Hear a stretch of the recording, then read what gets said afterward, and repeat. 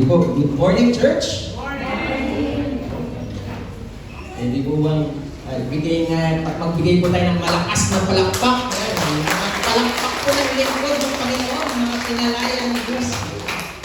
Nasabag pa rin po tayo ng July, 1 ng July. Ang team po natin is all about still, ano po yung team natin for this month, mga kapatid? It's all about freedom po, mga kapatid. Yan. Last Sunday po yung pinalakay po natin. Naalala niyo po yung ating sermon last Sunday. Ano po yung topic po natin last Sunday? About integrity. About spiritual freedom. Yun po yung pinalakay po natin last Sunday. Ano niyo po, no? Ang inyong pong lingkod ang muling magpapahayag ng salita ng Diyos sa umaga po ito.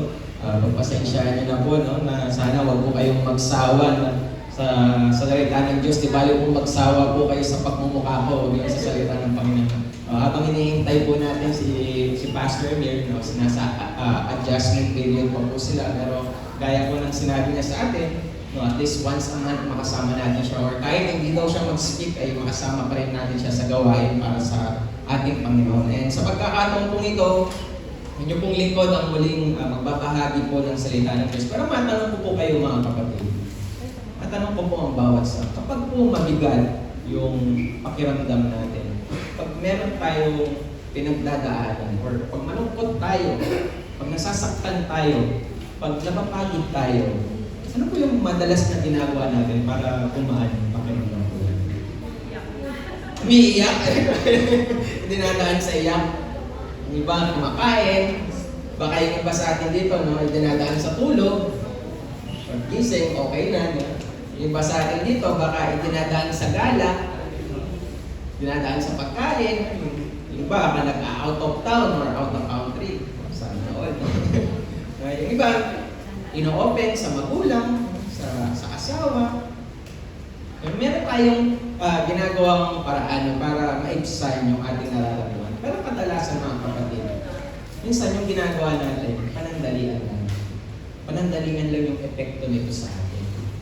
And ang katotohanan, may mga sitwasyon, pangyayari, o pinagdadaanan tayo sa buhay na hindi kaya ayusin ng simpleng pahinga lang. Ang simpleng pagkain lang. Hindi kayang ayusin ng pera. Hindi kayang ayusin ng tao. At tanging ang Panginoong Kristo lang yung makakatulong sa atin. Amen po ba doon, mga kapatid? Amen. Kaya this morning po, mga kapatid, ang ating pong pag-aaralan, ano po, pamilyar na po yung iba sa atin dito about po sa story po nung about the bleeding woman. So yung mga sa atin dito na napakinggan niyo na po ito or napag-aralan niyo na po ito. Ako hindi ko makakalimutan ito nung Wednesday devotion natin na yung topic din to ni Pastor Mir. Nandyan pa po kami sa gitna, naka-circle pa po kami dyan na pinag-aaralan po yung topic po na ito. At alam niyo po, mga kapatid, sa ating pong teksto sa Mark chapter 5, 21 hanggang sa musunod, ito pong story po ng babae is actually ang tawag po dito, a Markan sandwich or intercalation po na tinatawag. Na ito po yung pattern na ginagawa po ni Mark, no? Isang literary structure to highlight yung dalawang story with the same spiritual message. No, yung binabahagi po niya. Kaya makikita niyo po, yung story po ng babaeng dinudugo, yung or bleeding woman, nakapagitna po siya sa istorya po ni Jairus at ng kanyang anak na babae. Kaya kung i-start po yung story po natin sa Mark chapter 5:21, parang hindi lang tayo medyo malito. Kasi nag-start po yan nung si Jesus po, sumakay po siya sa bangka at bumalik sa kabilang ibayo. Nasa baybayin pa lamang siya ng lawa ay inumog na siya ng maraming tao. And sa 22, ang sabi po doon, naroon din ang isang tagapamahala ng sinagoga na ang pangalan ay Jairo. Pagkakita kay Jesus, siya'y lumuhod sa paanan nito. And sa verse 23 po ang sabi doon, at nagmakaawa, nag-aagaw buhay po ang anak kong dalagita, maawa po kayo, sumama po kayo sa akin, at ipatong ninyo sa kanya ang iyong kamay upang siya ay gumaling at mabuhay. So ito po yung hiling ni Jairo sa ating pong Panginoon sa Kristo. Ito po yung main reason why yung Panginoong Kristo nagpunta po sa tahanan po ni Jairo para pagalingin yung kanyang anak na nag-aagaw buhay. At makikita po natin dun sa verse 24, makikita po natin, sumama naman si Jesus, ngunit sumunod din sa kanya ang napakaraming tao. Kaya halos maipit na siya. Bakit kaya napakaraming tao yung sumunod sa ating Panginoong Kristo, mga kapatid? Alam niyo po, kung babalikan natin, atras tayo ng konti, sa Mark chapter 3, verse 10, sabi doon, sapagkat marami na siyang pinagaling, dinumog niya at dinudumog siya ng lahat ng may sakit upang mahawakan man lamang siya. Dito niyo maiintindihan bakit andun yung babae. Kasi doon sa verse 25 po ng ating story, sabi doon, kasama rin doon ang isang babae 12 taon na dinudugo. May kita niyo po doon, mga kapatid, na sa maraming tao na naroon na gustong lumapit, gustong makahawak, gustong kumapit sa Panginoong Kristo, kasama po itong babaeng dinudugo.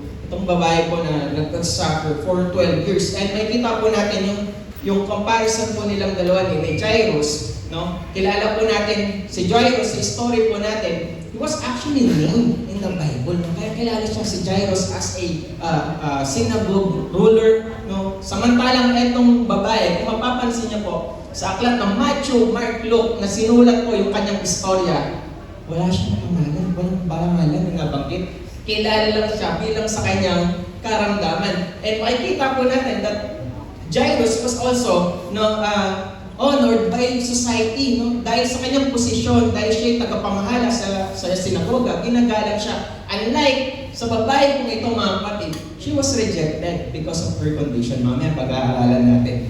And makikita po natin yung similarity nilang dalawa na si Jairus meron siyang 12 taong gulang na anak na nag-aagaw buhay, samantala yung babaeng ito meron siyang 12 taon na paghihirap sa kanya karamdaman. So nakikita niyo yung point ni Mark na hindi niyo makikita yung similarity ng dalawa, kaya isinama niya yung story po ng bleeding woman. Pero yung ating pong pag-aaralan sa umagang ito, yung about po sa bleeding woman, makikita natin that they have different backgrounds, they have different burdens, but they have the same Savior. Pareho silang kailangan ng tulong ng ating Panginoong Kristo. Introduction pa lang, no? Meron din sa atin, magkakaiba-iba din tayo ng problema, magkakaiba tayo ng pinagdadaanan, pero iisa lang yung ating kailangan, ang ating Panginoong Kristo. Kaya pag-aralan po natin kung ano yung lesson na matututunan po natin sa babae ito. Ang ating pong sermon sa umaga ito is all about the freedom of restoration. Now, the question is, how was the bleeding woman set free? Paano nga ba siya pinalaya sa kabila ng kanyang paghihirap, sa kabila ng kanyang pinagdadaanan, sa kabila ng kanyang kalalagayan? Unang bagay po na nais ko ibigay sa inyo, mga kapatid, she was actually free from her pain. Sabi po doon sa wikang Ingles, sama-sama po natin basahin. Sabi doon, a woman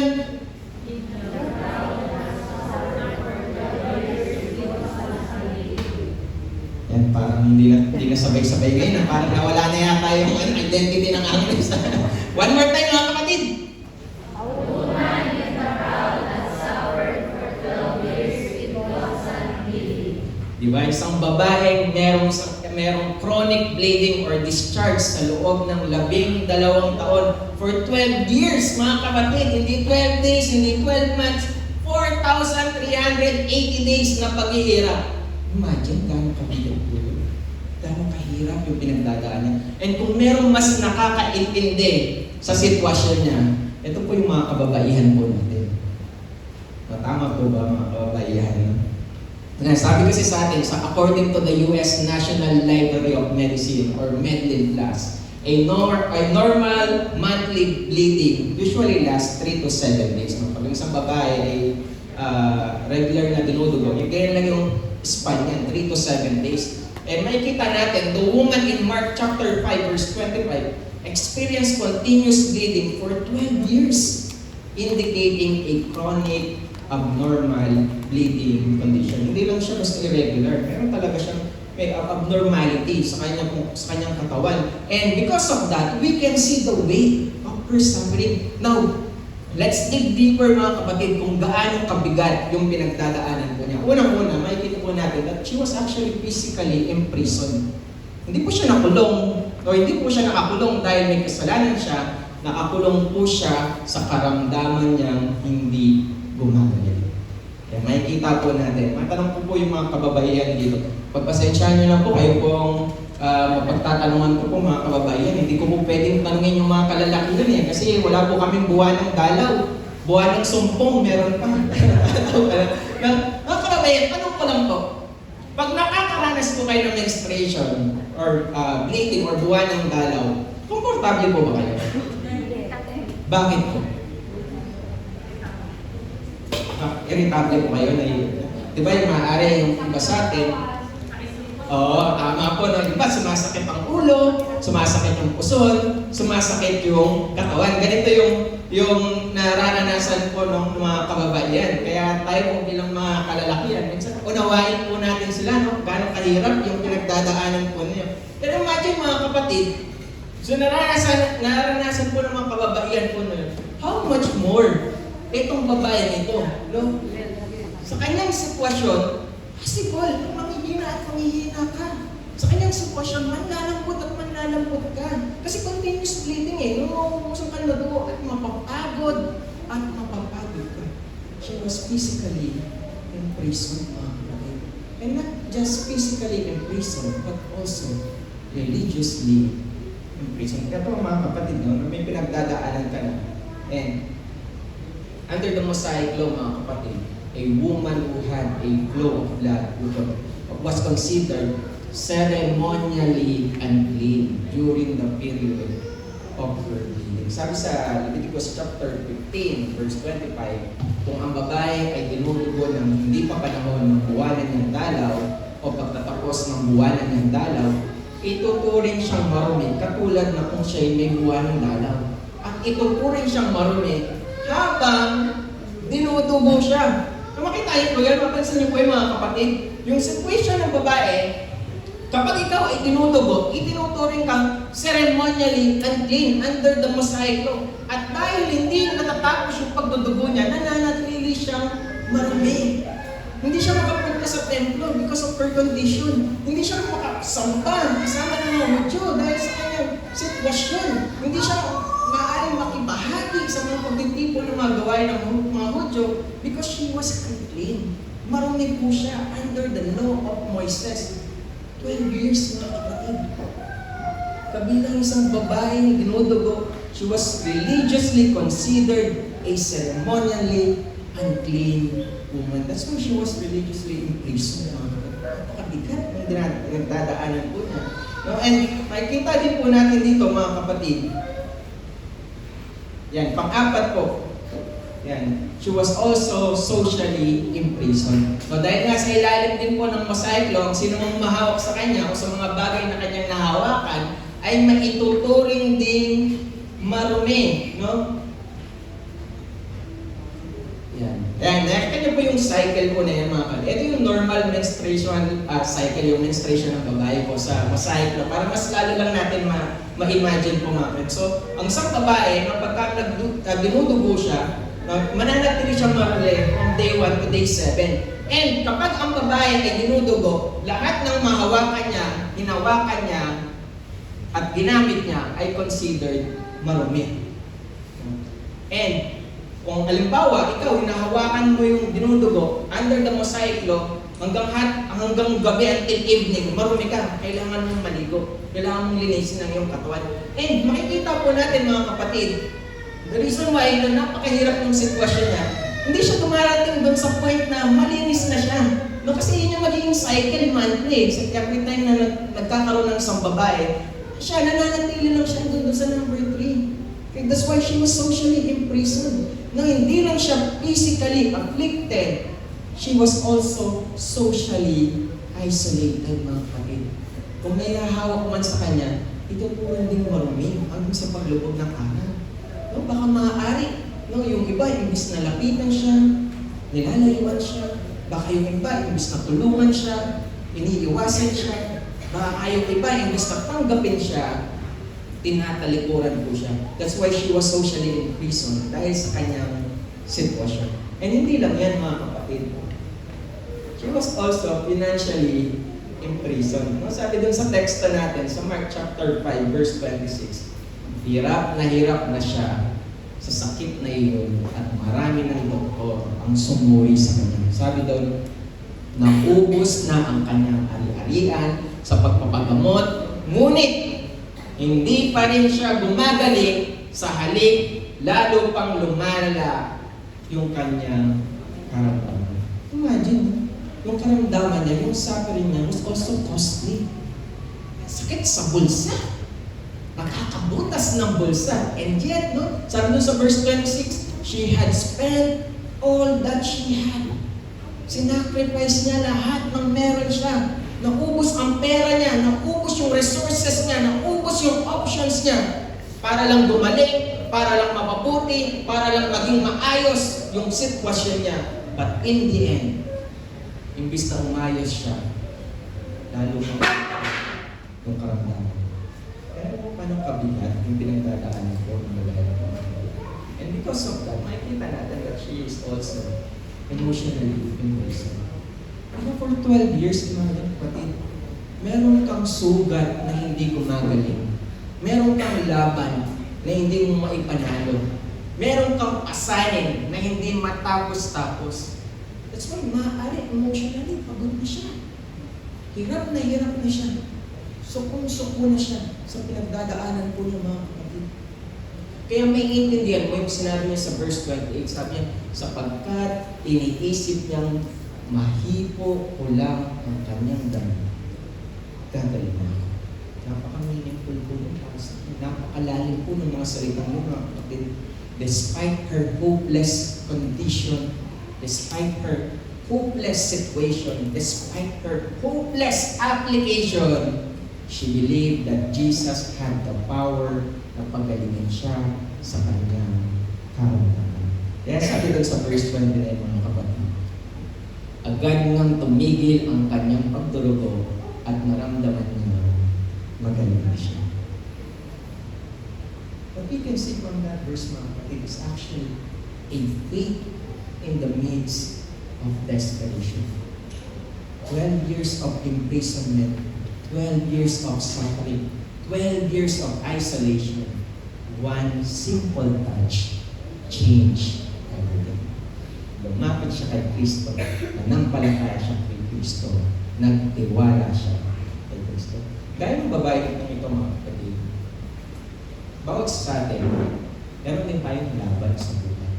Maaaring basahin din, meron tayong mga problema na pinagdadaanan at hanggang ngayon ay ating pinagdadaanan. Baka maaaring iba sa atin dito, meron tayong karamdaman, meron tayong sugat na nilalabanan sa pagkakataon ito.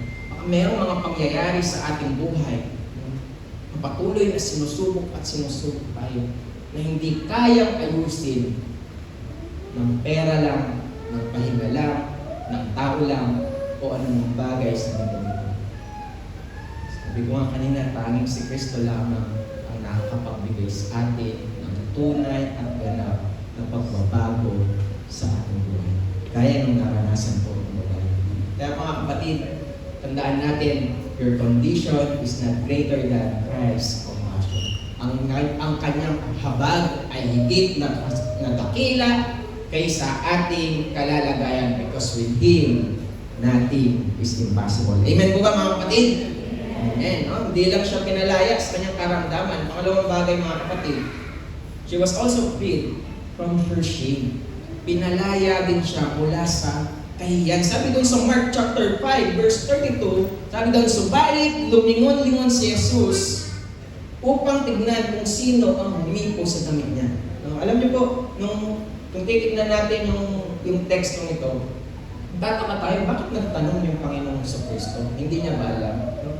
Nagtanong po ang Panginoong sa Kristo, not because He wants information, but because He wants to show a restoration. No, meron siyang gustong ipakita sa lahat, sa mga tao na naroon. Sabi po doon sa verse 33, palibhasay, alam ng babae ang nangyari, siya'y nanginig sa takot at lumapit kay Jesus, nagpatira pa at pinagtapat ang buong katotohanan.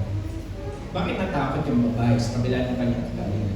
Alam niyo po kasi, naalala niyo po yung setting, maraming tao na naroon, maraming tao na gusto lumapit sa Panginoon sa Kristo, gusto humawak sa Panginoon sa Kristo. At yung mga tao na naroon, kilala ang babae ito bilang isang maruming babae ayon sa utusan. Now, she was ashamed because of her condition, dahil sa kanyang kalalagay, dahil sa kanyang sitwasyon, na baka pagka makilala siya ng mga taong naroon, hamakin siya, no? Maaaring isipin ng mga tao na marumi siya, na dapat iwasan siya. Ang daming tao na naroon, mga kapatid, eh. Maaaring meron siyang natikitan doon, no? Maaaring meron po siyang nakawakan doon, at maging yung damit o yung kasuotan ng ating Panginoong Kristo ay kanyang hinawakan, kaya siya gumaling, eh.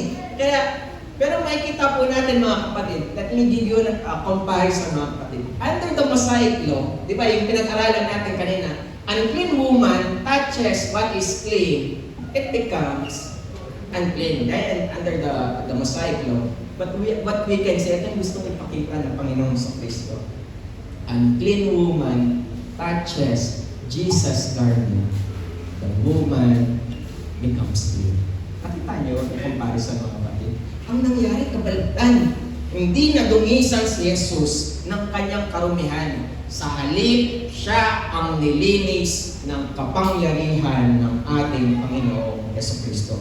Dahil sa kabanalan ni Kristo, ang kabanalan ni Kristo ang nanahig sa kanyang karumihan. Kaya tandaan natin, mga kapatid, that Jesus' holiness is stronger than uncleanness. Yan. Kaya ito yung realization sa pausa po sa ating mga kapatid. Ang katotohanan, mga kapatid, ito ang katotohanan. Marami ding tao ang nakakulong, hindi dahil sa kasalanan, kundi dahil sa kahihiyan. Siguro maaaring isa po tayo sa mga tao na nakakulong sa nakaraan, maaaring isa tayo sa mga tao na nakakulong sa ating kamalian, maaaring isa tayo sa mga tao na nakakulong dahil sa ating pagkukulang. Baka ngayon iba sa atin dito, dahil hindi natin makalimutan yung mga nagawa natin, yung mga nangyari sa atin, yung mga nasabi natin. Minsan iniisip natin, kung pwede lang sanang bumalik sa nakaraan para ayusin, baguhin, itama yung pagkakamali ko. Pero hindi natin kayang gawin. Pero alam niyo po kung ano yung maganda na makikita po natin sa istorya. Ito yung magandang balita sa bawat sa atin na ang kaya nating gawin ay lumapit sa ating Panginoon sa Kristo, gaya ng ipinakita sa ating buhay. Sabi doon, lumapit siya kay Kristo, magpatira ka, at ipinagtapat ang buong katotohanan. Makikita po natin, mga kapatid, dahil naranasan niya yung kapangyarihan ng Kristo, sabi sa kasulatan, nagpatira pa siya, ipinagtapat niya ang buong katotohanan. She confessed everything. Ang kanyang ginawa. Gaya po ng babae sa istorya, mga kapatid. Kung tunay nating nararanasan ang kapangyarihan ng Diyos sa ating buhay, nagkakaroon tayo ng lakas ng loob na lumapit sa Kanya, lumuhod sa Kanya, umiyak sa Kanya, at sabihin ang buong katotohanan at isuko sa Kanya ang ating pinagdadaanan. Ang Panginoong Diyos ay laging nariyan para sa ating mga kapatid. Dahil bilang mga anak ng Diyos, handa niya tayong patawarin, handa niya tayong tanggapin, at handa niya tayong palayain. That's why, mga kapatid, don't let your shame define your name. Ilapit mo sa Panginoon, kapatid. Idulog mo sa Panginoon. Ang babae sa kwento, hindi siya pinahiya ni Kristo sa harap ng maraming tao. Kundi, nakita natin, binigyan siya ng pagkakataon na bahaya ang kanyang kalalagayan. Kaya dumulog tayo sa Panginoon, mga kapatid, sa ano man natin pinagdadaanan sa buhay. And lastly po, kauli-ulian, mga kapatid, she was freed for a new life. Sabi doon sa Mark chapter 5 verse 34 na binasa natin kanina, He said to her, "Daughter, your faith has healed you. Go in peace and be free from your suffering." Alam niyo po sa Book of Mark, in the Gospel of Mark po, mga kapatid, this is the first time Jesus calls a woman daughter. Kasi niyo po, mga kapatid, kung babasahin yung talata ng Mark, Yung babae, kilala siya bilang unclean woman. Kilala siya bilang bleeding woman. Pero ang Panginoong Kristo, hindi siya tinawag as a unclean woman, as a sick woman, as a bleeding woman. Tinawag niya siya bilang isang anak. At yung pinakamagandang tinanggap ng babae ito, mga kapatid. She received more than healing. She received a new identity. Napatandaan po natin, mga kapatid. Ang himala, pwede magbago ng iyong sitwasyon. Pero ang pagiging anak ng Diyos ay magbabago sa ating buong pagkatao. That's why the old is gone and the new is gone. Natagpuan natin na hindi kailanman na ibigay ng mundo. Ano yun? Yung tunay na kagalingan, tunay na kapayapaan, tunay na kalayaan mula sa ating Panginoon Hesus Kristo. Gaya ng babae sa ating istorya, mga kapatid, one touch of faith can bring freedom from pain, freedom from shame, freedom for a new identity. Tayo pong lahat ay tumapit at magtiwala sa ating Panginoong Kristo.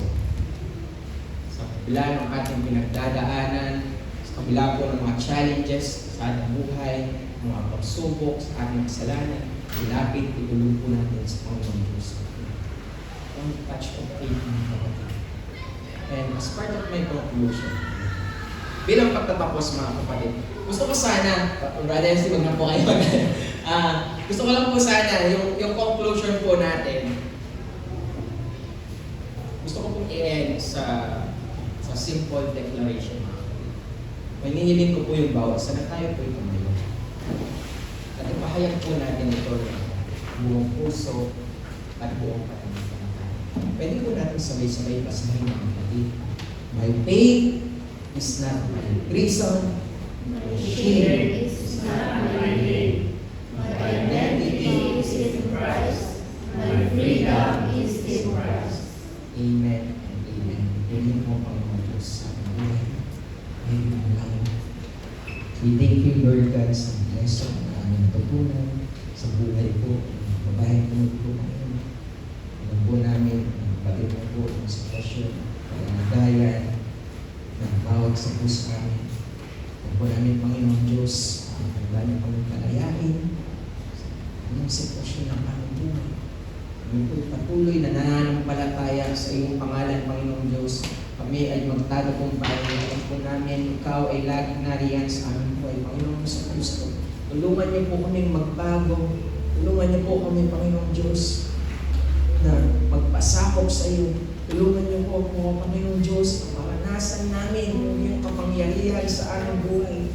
Tulungan niyo po kami magtiwala sa iyo, manampalataya sa iyo, kumapit sa iyo, Panginoong Diyos, sa aming buhay. Ikaw ang aming Diyos, ang kapangyarihan sa lahat. Kami bilang iyong mga anak, nalilito kami, Panginoon, lumulubog, magsusumamo, kumapit sa iyo. Sa iyong kapangyarihan, Panginoon, kami ay patuloy na magiging malaya sa aming buhay. Maraming salamat po, Panginoong Diyos. Ito po ang aming magalang na dalangin sa pangalan ng Panginoong Kristo. Amen.